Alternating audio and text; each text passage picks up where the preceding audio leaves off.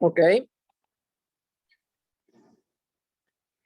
Tenemos entonces la estructura de la hematología completa. Acá vamos a ver más especificada toda la división en las secciones que les comentaba anteriormente. Fíjense que, como mencionaba, hay dos secciones que pudiésemos llamar sección A y sección B. La sección A es lo que comprende a los datos tanto del laboratorio como del paciente, y tenemos la sección B, que es lo que corresponde a los datos propios de la hematología, que está constituida por la hematología o hemograma. Son los dos nombres con los cuales podemos identificar la sección de reporte de estos valores, ¿okay? Y los datos del leucograma. También suele ser denominado por algunos laboratorios como hemograma de Schilling, para que lo tomen en cuenta. ¿Qué pasa? Que muchas veces los laboratorios suelen utilizar criterios, terminologías diversas, así que yo coloco y reflejo acá las dos denominaciones que generalmente suelen ser utilizadas por los laboratorios para evitar confusiones, ¿ok? Así que son los nombres con los cuales ustedes pueden ver visualizado esta sección. Vamos ahora a conocer lo que es el análisis e interpretación de esos valores, es decir, de la hematología completa. Iniciamos con la sección A, que corresponde a la identificación, y acá, como visualizamos anteriormente, corresponde a los datos del laboratorio del paciente. ¿Ok? Fíjense ustedes que, como señalaba, encontramos los datos del laboratorio, la identificación del mismo, la ubicación, el RIF, que es un respaldo legal, ¿ok? Teléfono, que es la identificación en este caso o referencia para también tener un contacto con el laboratorio, porque ustedes se preguntarán, bueno, ¿y por qué estos datos son importantes? Ya los vamos a puntualizar más adelante. Datos del paciente, la fecha, nombre, apellido del paciente, ¿ok? La edad, el sexo y un dato que, digamos, añade más especificidad, en este caso, a la identificación del paciente, como es la cédula de identidad. Ahora, ustedes se preguntarán, ¿qué importancia tienen estos datos dentro del análisis e interpretación hematológica? Es decir, la mayoría de los talleres siempre suele hacer énfasis en los valores pertinentes o relacionados directamente a la hematología, en este caso los 3 elementos celulares. Si se fijan, una de las cosas omitidas con mucha frecuencia son estos datos, pero resulta que tienen su importancia. ¿Por qué? Porque precisamente cuando hablamos de los datos de laboratorio, son ellos los que nos proporcionan a nosotros fidelidad y confianza respecto a los resultados obtenidos de la prueba. Dado que es un procedimiento que requiere una valoración, un proceder especializado, porque estamos hablando de un estudio microscópico, esta prueba debe ser realizada por profesionales bioanalistas con el apoyo del equipo y los espacios apropiados. Por lo tanto, nosotros debemos considerar que todo reporte paraclínico, y esto no es aplicable solamente a la hematología completa, sino cualquier paraclínico, debe contar siempre con una identificación válida y respaldada para dicho ejercicio. ¿Qué quiere decir esto? Que ante la ausencia de estos, todo resultado emitido en este caso será de contenido dudoso, por lo que nosotros debemos solicitar al paciente repetir la prueba en otro centro que cuente y cumpla con estos requisitos, con estos criterios. ¿Ok? ¿Por qué hago énfasis en esto, chicos? Para nadie es un secreto que en la actualidad, ¿ok?, en nuestro país se están detectando muchos casos de fraude. Estamos viendo casos de personas que se hacen pasar por personal médico, estamos viendo casos de laboratorios inclusive clandestinos que no cuentan con una certificación. O sea, estamos viviendo tiempos en donde cosas extrañas suceden y no son ajenas también al ejercicio de la medicina. Por ello yo insto a que se tome con mucha importancia este tipo de parámetros, ¿ok? La fecha es el otro elemento también a considerar. ¿Por qué es importante? Pues porque nos proporciona y determina el tiempo en el que se detectan y relacionan los resultados de la prueba realizada por el paciente y su situación clínica actual. ¿Qué quiere decir esto?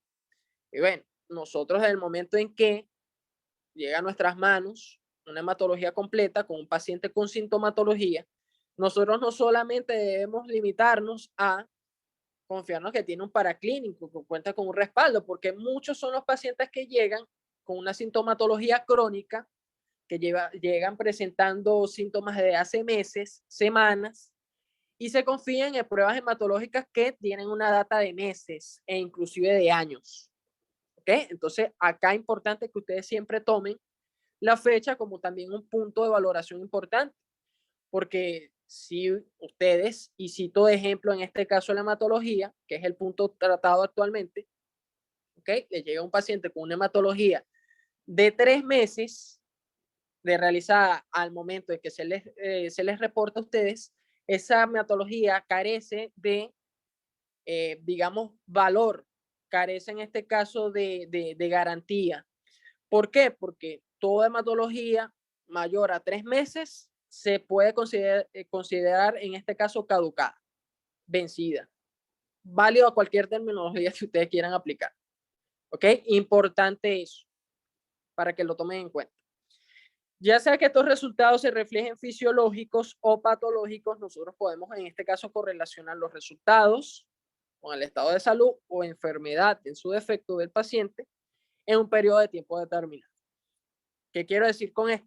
Que, como citaba también en el ejemplo anterior, si llega un paciente con sintomatología, supongamos acá, de anemia, palidez, debilidad, cansancio, palpitaciones, constatados con taquicardia, ¿ok? Pero la hematología del paciente data de 6 meses, desde el momento de los síntomas hasta su realización y reporte, pues sabemos que no va a tener ningún tipo de, en este caso, especificidad. Habría que en este caso indicar al paciente repetir la hematología completa para valorar los valores, valga la redundancia, más actualizados. ¿Okay? En este caso, entonces, hematología completa tiene una garantía de 3 meses. Siempre tomen como referente ese dato. Nombre y apellido del paciente, porque nos ofrece fidelidad a la vinculación entre el paciente y los valores reportados. Es algo también que, aunque no lo crean, suele suceder muy a menudo. Casos de laboratorios para clínicos extrapapelados. Es decir, en mi caso, y hablo por experiencia propia, he conocido pacientes que en este caso reportan para clínicos que tienen la identificación de otro paciente y uno lo logra detectar es al momento de visualizar estos datos. En este caso, pues también guarda relevancia porque evitamos confusiones, evitamos diagnósticos erróneos basados en otros pacientes. Se ve mucho también en salas de hospitalización, donde muchas veces se extrapapelan hematologías. ¿Ok? Por eso es indispensable siempre asegurarnos que el reporte de laboratorio corresponde al paciente tratado. En ese sentido, verificar la data, los nombres, en este caso también la cédula. Allí es donde cobra importancia ese tipo de datos. La edad, acá empezamos ya a hablar de datos que sí tienen, digamos, una importancia clínica, y es porque, digamos, que son los que pueden variar, darnos variabilidad, diversidad en cuanto a los resultados. ¿Qué quiero decir con esto? Que cuando hablamos sobre todo de hematología, ¿ok? Hablamos de un factor variable en cuanto a la edad. ¿Por qué? Porque en dependencia de la edad del paciente, o más propiamente dicho, del grupo etario al que pertenece el paciente, nos encontraremos con distintos valores referenciales, ¿ok? Que nosotros tenemos que considerar para así evitar confusiones o malinterpretaciones en los resultados obtenidos. ¿Por qué? Bueno, porque precisamente en este caso, cuando hablamos de edad, y le cito un ejemplo, los valores de hemoglobina no suelen ser los mismos para un recién nacido, para un neonato, que para un adulto. Igualmente, los valores de hemoglobina no suelen ser los mismos de un niño de edades comprendidas de 6 a 12 años a un adolescente de 12 a 18 años. ¿Ok? Importante que tomen en cuenta eso.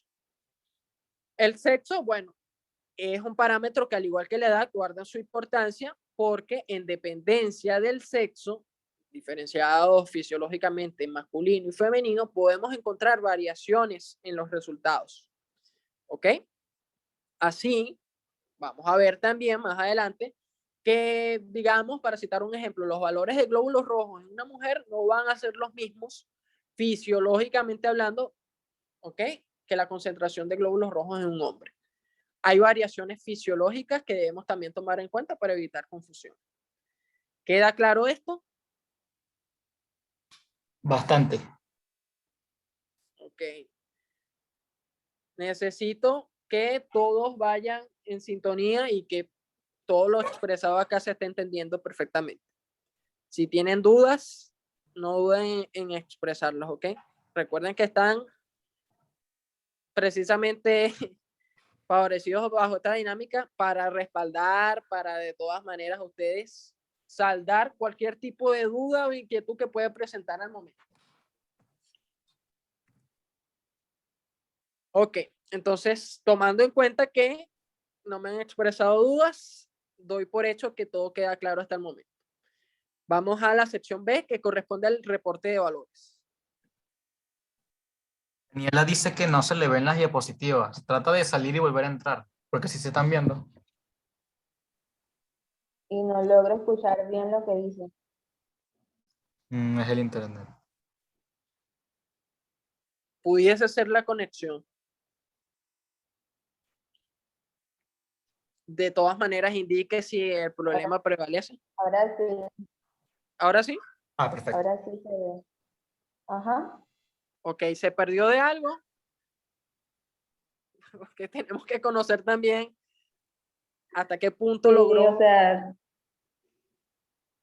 sí, lo que estaba hablando ahorita de la parte de la fecha, creo que quedó en la edad, ya, Ok, pero no logré escucharla bien. la edad y el sexo. Bueno, básicamente cuando hablaba de la edad y el sexo son parámetros, los únicos parámetros que pueden darnos variabilidad en cuanto a los resultados. ¿Qué quiere decir esto? Que, en dependencia de la edad, podemos encontrar valores fisiológicos, es decir, normales, que varían. ¿Ok? Así, de esa forma, en un niño, un neonato, los valores de hemoglobina, citaba yo de ejemplo, no van a ser iguales a los de un adulto. Y válido también para el sexo, que es otro parámetro que guarda variabilidad en los resultados. De forma que, por lo menos, la población femenina no va a tener una concentración de eritrocitos, glóbulos rojos, igual a la del hombre. Entonces, esas variaciones son fisiológicas y debemos tomarlas en cuenta para evitar confusiones. Eso era básicamente lo que expresamos en esos dos parámetros. Ok, perfecto, gracias. Vale, vamos entonces con la sección B, que es el reporte de valores. Acá fíjense que encontramos los datos del hemograma. Como les dije, algunos laboratorios lo expresan como hemograma, otros laboratorios lo expresan simplemente como hematología completa. Acá encontramos leucocitos, eritrocitos, hemoglobina, el hematocrito, BCM, HCM, CHCM y plaquetas. Vamos a ver cada uno de ellos de forma individual para que garanticemos que, digamos, en este caso, la comprensión de cada uno de esos valores sea lo más óptimo posible. Pero acá ya es una pregunta: ¿qué debemos conocer para el correcto análisis e interpretación de estos valores? Lo primero que tenemos que conocer es algo que parecería redundante, ¿no? Ya hemos enfatizado muchísimo esto de los 3 grupos celulares. Ustedes se preguntarán por qué enfatizamos tanto esto de los componentes sanguíneos, pero tiene su importancia. Ya hablamos de ellos, son los leucocitos, también llamados glóbulos blancos, eritrocitos, también llamados glóbulos rojos o hematíes, y las plaquetas, también llamados trombocitos. Acá hay un video, si logran visualizar, lo que hace es expresar, allí se visualiza más o menos cómo es la circulación, el proceso de circulación. Claro, esto llevado a la realidad fluye de forma más rápida, ¿no?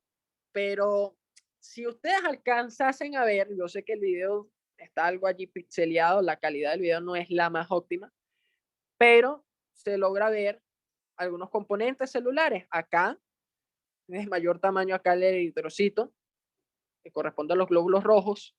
Hay unas pequeñas porciones blanquecinas que se logran ver acá, y esto correspondería a lo que son los glóbulos blancos, ¿ok? Y unas pequeñas porciones también blanquecinas, pero con forma estrellada, como las que se visualizan acá, que correspondería a las plaquetas o trombocitos. Eso es una representación gráfica cercana a lo que serían estos elementos celulares, ¿ok? Acá en esta imagen podemos visualizarlo de una forma más nítida, más, digamos, accesible para la comprensión. Acá vemos visualizar lo que serían los glóbulos blancos, que son estos elementos que vemos acá. Las plaquetas, que son estos elementos más pequeños. Y los glóbulos rojos, por supuesto. Fíjense que, como mencionaba anteriormente, no solamente vamos a ver esos 3 grupos celulares, también vamos a evaluar otros parámetros que tienen vinculación directamente con los eritrocitos o glóbulos rojos, como es la hemoglobina, el hematocrito, BCM, que es lo que vamos a denominar volumen corpuscular medio, el HCM, que es la hemoglobina corpuscular media, y el CHCM, que es la concentración de hemoglobina corpuscular media. Son nombres complicados, pero créanme que lo que ellos representan es más sencillo de lo que aparece. Vamos a analizar y conocer cada uno de ellos.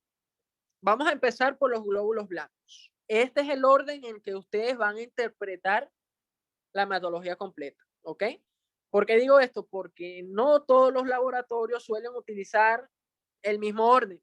Algunos laboratorios van a ver que les van a reportar de primero los eritrocitos.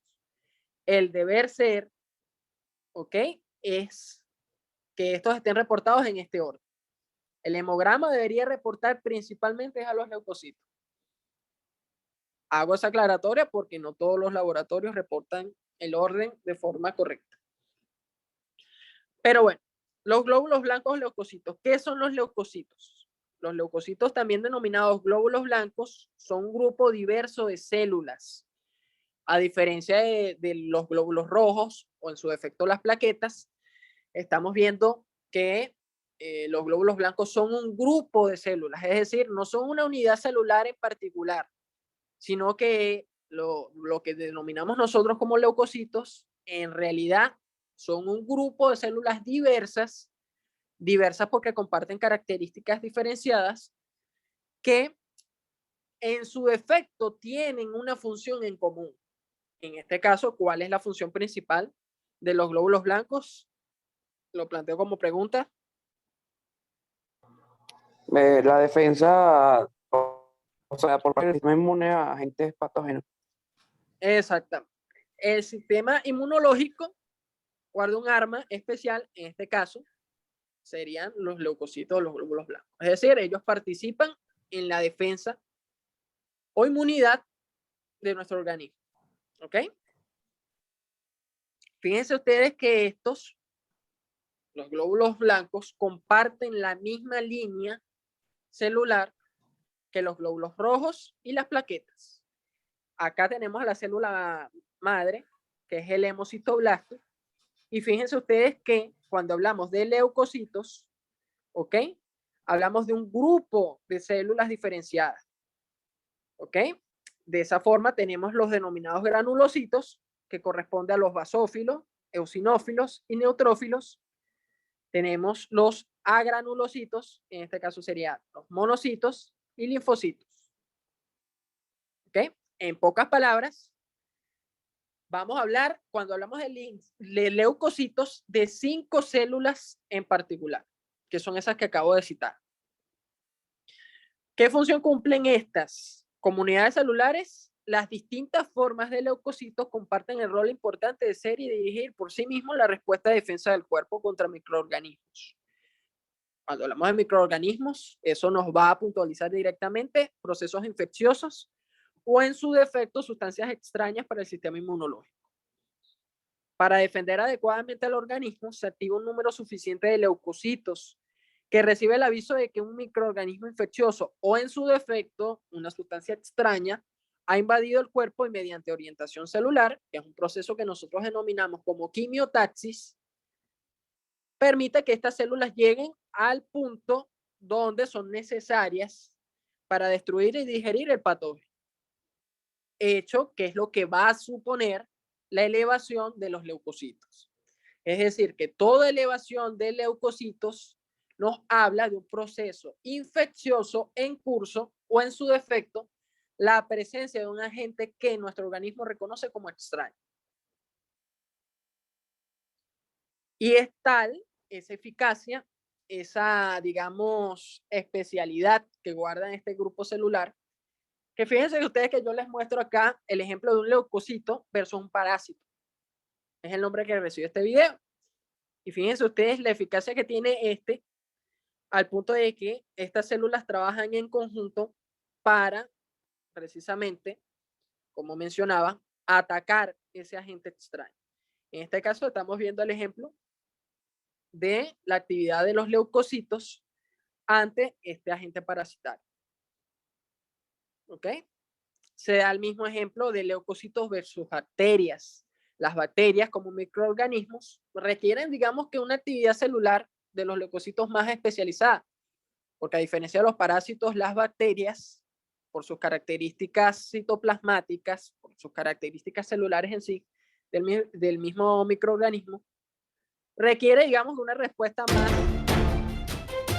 especializada. Entonces, en este caso, estamos viendo el ejemplo de un macrófago, un leucocito que está tratando de, en este caso, captar esa bacteria. Y ese proceso de captación tiene como propósito quizás acabar con la bacteria. Es un proceso muy especializado y que, bueno, digamos que es una de las maravillas más resaltantes en cuanto a inmunidad. ¿Cuáles son los valores normales a considerar? Bueno, ya nosotros a este punto conocemos cuál es la función de los glóbulos blancos y ya vimos que en realidad cuando hablamos de leucocitos no estamos hablando de una célula en particular, sino de un grupo de células diferenciadas. Sin embargo, en el laboratorio, en este caso en la hematología, ¿ok?, se nos va a reportar la población en general. Son un grupo de células y este grupo de células llamadas leucocitos tiene una concentración en particular. Pero fíjense algo, las personas producen unos 100.000 millones de glóbulos blancos al día. Eso no quiere decir que nosotros en la hematología vamos a visualizar 100.000, o mejor dicho, en este caso, una cantidad exorbitante de leucocitos como la que se reporta allí de referencia. En un volumen de sangre dado, el número de glóbulos blancos se expresa en términos de células por microlitro de sangre. Esto, otra de las interpretaciones que nosotros debemos conocer al momento de interpretar un para qué. También los leucocitos pueden ser expresos en el laboratorio a través de una unidad de conversión como es las células por milímetro cúbico. ¿Ok? Eso es otra de las terminologías que ustedes tienen que aprender a manejar. Tenemos que bajo esta unidad de cuantificación encontramos un valor o concentración celular referencial normal que precisamos a continuación. Y fíjense que acá ya empezamos a ver cuáles son esos valores referenciales, que son una de las cosas que más nos interesa a nosotros conocer. Tanto en niños como en adultos, los leucocitos, ¿ok?, bajo valores referenciales se manejan bajo 3 criterios o unidades. ¿Ok? Una está basada en los consensos europeos, que son las que puntualicé allí en negrita, que van de 4.500 a 11.000 células por milímetro cúbico. Pero vamos a encontrarnos que algunos laboratorios utilizan, en este caso, las referencias utilizadas por los consensos latinoamericanos, que son la segunda o el segundo valor referencial que vemos puntualizado acá. ¿Ok? Que va de las 4.000 a las 10.000 células por milímetro cúbico. Luego tenemos también la que nos refiere los consensos de los Estados Unidos de Norteamérica, que va de las 5.000 células a las 10.000 células por milímetro cúbico. Ahora, ustedes se preguntarán, de todos estos valores referenciales, ¿cuáles son los que entonces yo me debo regir? La lógica, a lo mejor ustedes le dirán que deberíamos regirnos por el Comité Latinoamericano, puesto que estamos en Latinoamérica.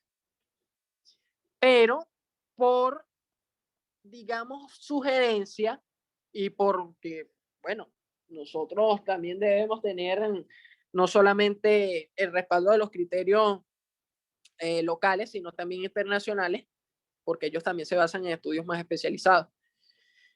Pero yo puntualizo la del Comité Europeo porque en este caso, no solamente la mayoría de los laboratorios se rige por esta, sino que además, entre más cercanos nosotros estemos a la patología, más cercanos estamos nosotros en este caso, a abordarla y darle resolución, ¿cierto?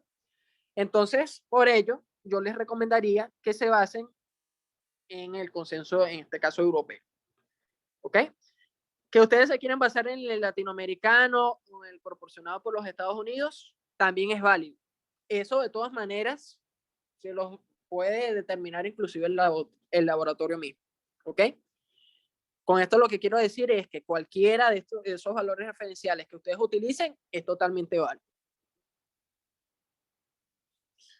Ahora, ¿qué valores consideramos patológicos y cómo nosotros interpretamos cada uno? Bueno, una vez nosotros conocemos los valores referenciales, que somos los que vimos anteriormente, ¿ok? Que son nuestros patrones normales. Lo que nosotros vamos a decir, bueno, este paciente se encuentra dentro de límites normales, ¿ok?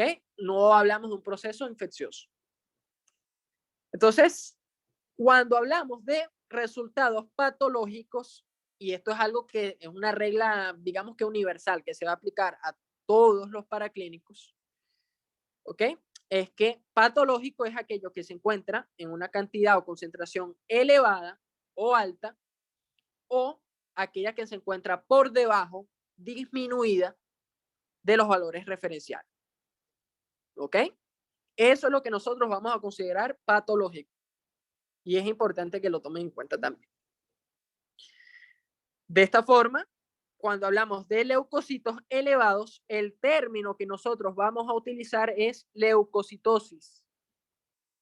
Y la leucocitosis es lo que me habla a mí de una hiperproducción o elevación en la concentración de glóbulos blancos o leucocitos. Fíjense ustedes que acá tenemos que leucocitosis es aquella población de leucocitos mayor a 10.000, si ustedes se quieren regir por el consenso en este caso latinoamericano, o mayor a 11.000 si ustedes quieren regirse por el consenso europeo. Son los dos criterios que pueden ustedes utilizar, ¿ok? De forma rutinaria. Ahora, ya sé que es indicativo de leucocitosis, ya sé que toda población de leucocitos mayor a 10.000 o en su defecto 11.000 es lo que yo considero hiperproducción, elevación de leucocitos, leucocitosis. Ajá, ustedes se preguntarán, ahora, ¿qué me indica la leucocitosis? ¿O qué me es indicativo a mí de una leucocitosis? Acá citamos las causas más comunes. ¿Qué es lo que ustedes básicamente van a correlacionar? ¿Qué es lo que ustedes van a asociar en el paciente? Principalmente, y puntualizamos, por supuesto, las infecciones, porque generalmente con mayor predominancia, estas suelen ser de origen bacteriano o viral. ¿Ok? Pero tomen en cuenta que cualquier agente patógeno tiene la capacidad de elevar a los glóbulos blancos. ¿Ok? Pero leucocitosis casi siempre es igual a infección. Así que tomen en cuenta eso siempre. ¿Qué pasa? Que es lo que yo siempre oriento a los estudiantes. Siempre que vayan ustedes a asociar un diagnóstico en un paciente, confórmense y recuerden siempre que el paraclínico es el complemento. En realidad, la clínica del paciente es la que nos proporciona, en este caso, el 70% del diagnóstico. Así que, en dependencia de los síntomas, es que ustedes van a ir asociando cada una de estas posibles causas. ¿Ok? ¿Qué quiero decir con esto? Que si es un paciente que cursa con un cuadro febril, un paciente que tiene sintomatología infecciosa evidente, Puedo citar de ejemplo una lesión, ¿ok? Una herida contaminada, por ejemplo, ¿ok? Y aparte de ello el paciente cursa febril, obviamente que con un paraclínico que nos reporte leucocitosis, ya sabemos que la causa probable en este caso es la infección. Sin embargo, existen otras condiciones que pueden también generarnos una leucocitosis. Entre ellas se encuentran las enfermedades inflamatorias, tanto en curso como aquellas crónicas. Podemos citar de ejemplo las artropatías, como la artritis reumatoide, la espondilitis anquilosante, ¿ok?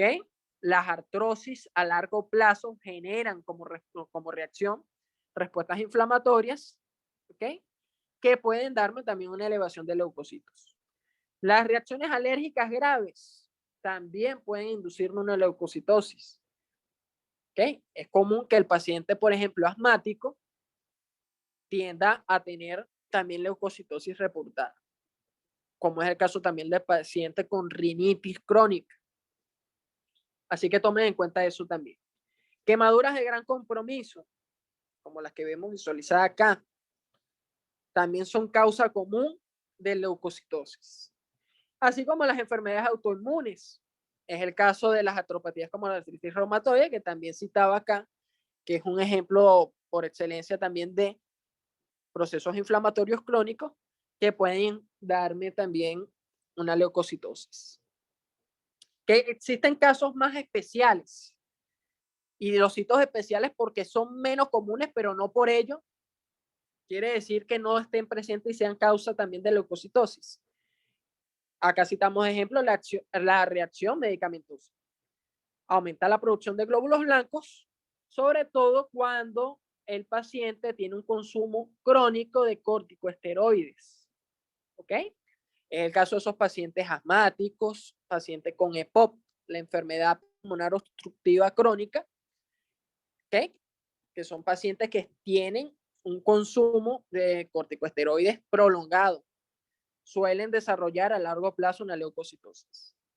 La leucemia y otros tipos de cáncer también pueden inducir un proceso de leucocitosis, y esto sobre todo por la afección que tiene a nivel medular. Hay otros casos especiales también como el estrés extremo, el tabaquismo y el consumo de drogas, sobre todo la cocaína, la heroína, esas sustancias que por supuesto tienen una respuesta adrenérgica elevada, puede darme también